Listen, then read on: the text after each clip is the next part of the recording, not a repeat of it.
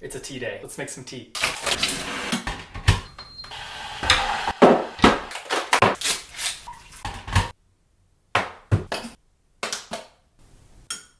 On the low, this looks disgusting, like murky water. Here's to hoping it tastes good.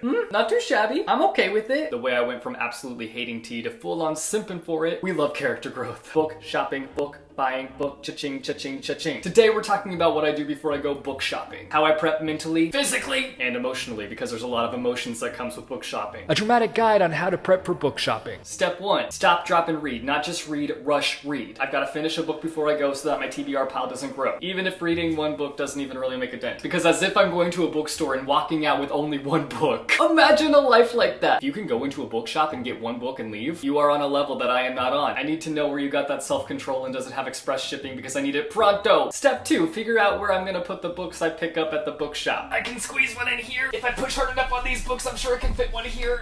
I can put a slimmy book here and a big juicy book here. Should I just start doing book stack layers to make more room? Absolutely not. Do I have any more space on the floor for book stacks? That's the real question. Step 3. Deciding that I'm going to unhaul some books so that I can make more room for the books coming in. You've got to go and you've got to go. You're done. You're dead to me. Goodbye, bye, bye. Step 4. This is a very important step. You can't skip this step. It's very importante. I've got to practice poses for when I document myself in the bookshop. We've got the book hugger pose, the book robber pose, the book sniffer pose, the book lover pose, the pretend like I'm reading but I'm not pose, the I should not be laying on the ground, this is not my home, but technically it is my home, so it's fine pose, the I'm not the author of this book, but it's still my child pose, the this is the reaction this book will probably cause me to have pose, the I love you and I haven't even read you pose, the holding my baby for the first time but make it books pose, the basic book haul pose, the I can't decide which book to get pose, the somebody take my credit card away from me before I get all these books pose. Would you even go to a bookstore if you didn't post about it on your Insta story? Definitely not. Step 5, 6, step 5, step 6. Is it step 5? It's step 5. But you know what? Hold it.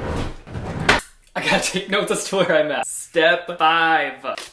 Don't worry, I'm not gonna leave that there. Step 5, practicing poses with my favorite books so that people will come up to me and ask me about it. We've already got the look at me, I'm in a bookstore Instagram poses down, but now we must master the ask me about my favorite book poses. The nonchalant pose, the on display pose, the book on head pose, the big eyes to make it look intriguing pose, the big eyes with mouth open pose to make it extra intriguing pose, the big eyes with mouth open with big body movements to make it extra intriguing pose. Step 6, I gotta practice my book sales pitch for when I see somebody pick up my favorite book. This is honestly the hardest thing to master. How do I sum up my favorite book in so few words? There are a few methods. First up, we've got the book clickbait method. You've reached Sam will rip your heart out of your chest, chuck it on the ground, body slam it, put it back into your chest, and make you cry. The question is it clickbait if it's actually true? Questionable. Next, we have the straight and to the point method. A method that I am not very good at because I like to talk a lot. A girl's mother passes away due to cancer and she completes her mother's high school bucket list in order to feel closer to her. Buy it right now, immediately, run to the cash register, go. Then we've got the long-winded method, which is not the best method, but I think is kind of the method that we all just kind of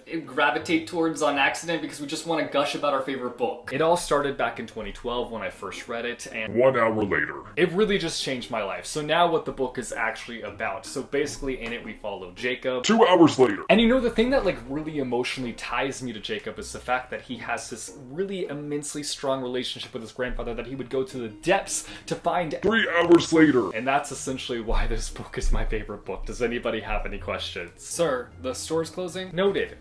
I'll head out. Step 7, I have to practice carrying my books around the bookstore. Do it for the books! Do it for the biceps! Do it for the books! Do it for the biceps! Do it for the books!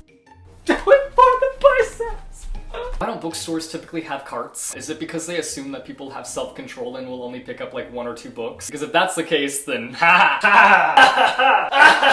they clearly have yet to meet this book monster. Step 8, get that money, honey, only for you to lose it all at the bookshop. I mean, open every drawer, look in every pocket, look in every bag for some money. You gotta have the monies to get the bookies. Step 9 ties into step 8. Checking to see if my gift cards still have money on them. What, do you think it'll just have money on it out of nowhere? You never know. It might be my 15th time calling the 1-800 check your balance number on the back. But what's one more call? What's one more message saying, this card is empty? Listen, one day I'm gonna call it and it'll be a miracle. the book gods have blessed you with $500 loaded on your card. It'll happen just like that. And I'll be like, ollie ollie oxen free shopping spree! I'll be sure to update y'all on when that actually happens. Step 10, I practice my comebacks for when booksellers ask me if I need help. Hi, do you need any help?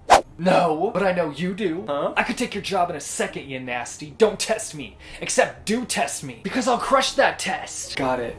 Have a nice day. That's right, walk away. Booksellers out here not knowing that I'm a book pro. I'm the knower of all bookish things. Do I need a tattoo book knower on my forehead for them to know that I don't need help? All jokes aside, booksellers, I love you. Please keep talking to me about books because I have nobody to talk about books. Unless you count talking to my books about books, then I've got 0 people physically to talk to about books. God bless the internet for coming through in that department though, let me tell you. I love talking to y'all about books. Step 11, I make myself a fake bookseller name tag. If I can't take your job, I'll fake your job.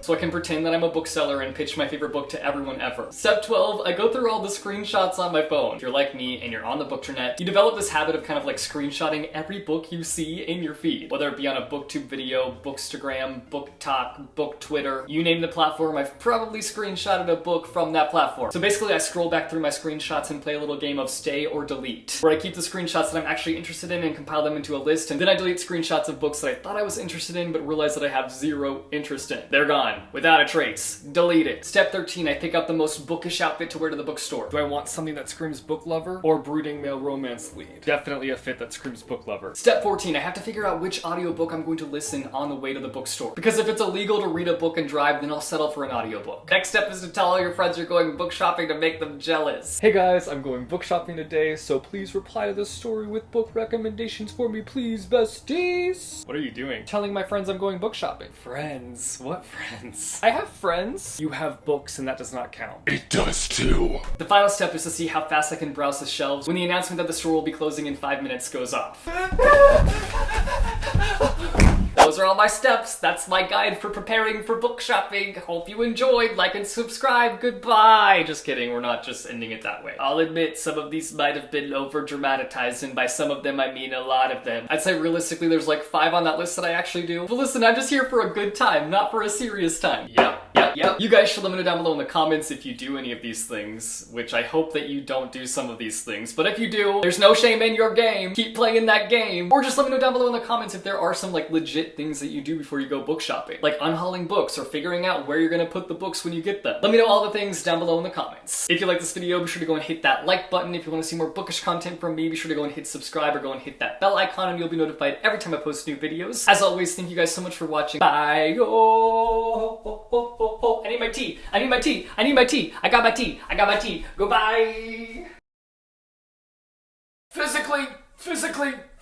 Checking to see if my gift cards still have money on them. Check. Ooh, that scared me. Icy.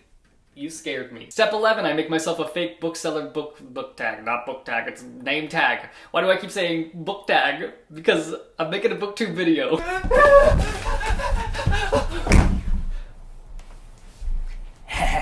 Okay.